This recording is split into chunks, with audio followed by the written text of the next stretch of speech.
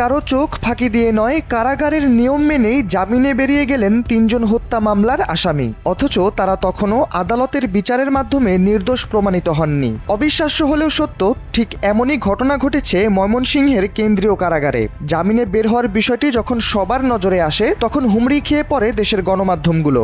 দেশ জুড়ে তখন একটাই প্রশ্ন, এ কি কোনো নাটক নাকি বড় কোনো সহিংসতা তৈরির পায়তারা? তবে তার কোনোটাই নয়। এই ঘটনায় শুধু দেখা যাচ্ছে ময়মনসিংহ কেন্দ্রীয় কারাগারের দায়িত্বরতদের অবহেলা, খামখেয়ালি আর উদাসীনতা।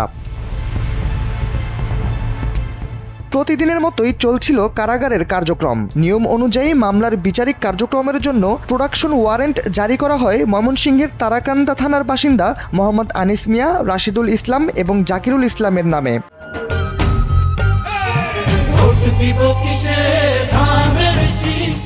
অর্থাৎ বিচারিক কাজের জন্য তাদের হাজিরা দিতে হবে আদালতে।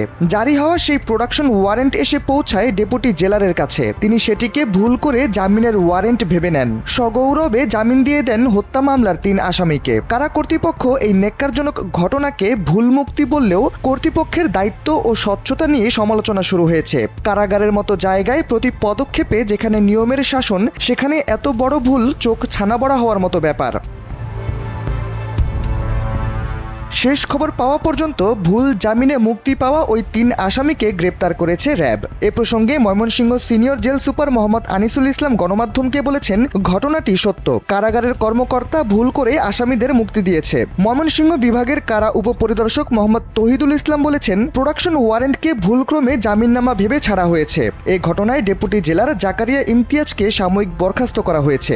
ঘটনার তদন্তে বৃহস্পতিবারই ৩ সদস্যের একটি কমিটি গঠন করা হয় বলেও জানান তিনি।